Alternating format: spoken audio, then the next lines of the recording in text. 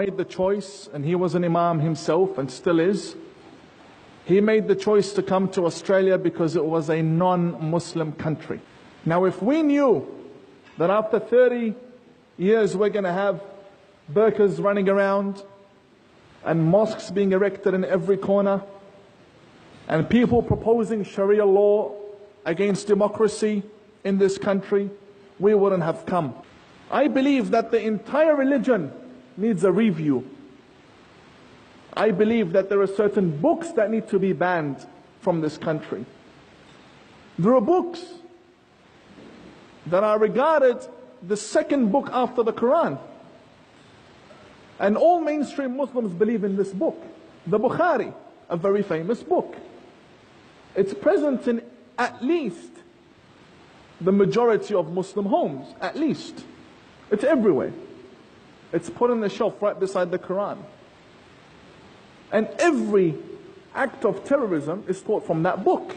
And that book is widely available and sold and published in Australia.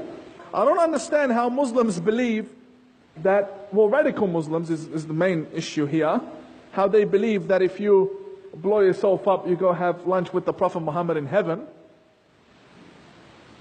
I didn't know my Prophet was running a restaurant up there. I honestly never knew. And then you have other very attractive statements that they state, that you go and you get 72 virgins. But what kind of a virgin is she that I would have to blow myself up for her? And I also oppose the construction of mosques. We have a big problem. Changing this country is something I am against. You can have one mosque in Adelaide, which is the oldest mosque, and then you can have centers. You can have educational centers. You can rent out university theaters, community centers. There's no need to be building mosques that later on are led by radical Muslim leaders. Some of them don't find success in radicalizing the youth that come to the mosque to worship God. So what do? They ride their cars, they drive their cars with their boats from Western Australia, as you may have heard, all the way to Queensland because they want to join ISIS through Malaysia.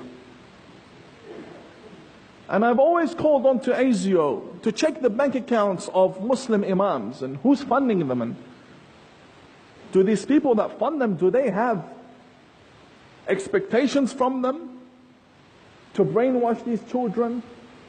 What's going on with genital mutilation and child brides, and what's happening in this country? Now, I know there are some politicians in recent times that have stood up and they're very against Islam.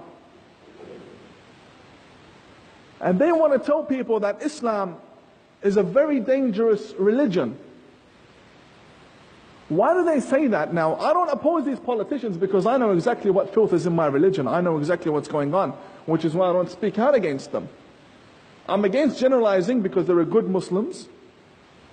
But the main message behind it, I agree with. But this will get me in trouble. I've never said this before.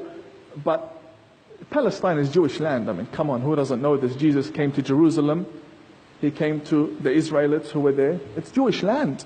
It's about time the female politicians stop dressing in headscarves when they go to Muslim countries. I know it's good to respect other people.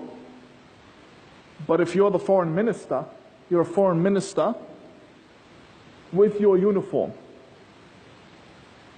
and your badge, and if they don't respect you as a woman to come and dress in what you like to dress, then that's a country we don't want their embassy, we don't want anything to do with them.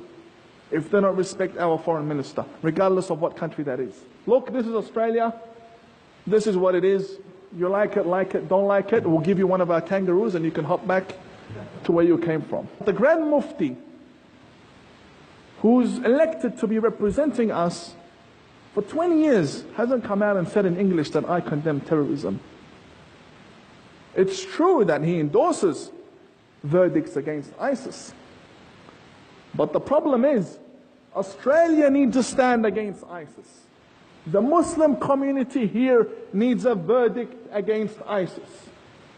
Not someone in America and you giving them the thumbs up, good on you. No, we need to take a stand against ISIS because we are worthy of that. We deserve a Muslim community that takes a stand against terrorism, because that's the fine line between hypocrisy and not. If you're not a hypocrite, then speak out. How do you reform a current ideology?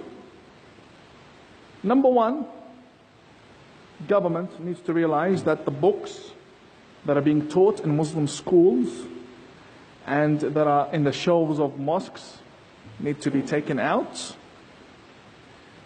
opened up, see the publisher, and posted back to where they came from. Simple as that. We don't need to burn anything. We don't need to create tension. Just gather the books, and thank you very much. That's number one. Secondly, secret services need to monitor the movements of every religious leader. The lectures, if they're in Arabic, what are they saying? The examples they use. Do they have private lessons? Money in the bank accounts? How many wives do they have? This is very important. Many people don't realize this.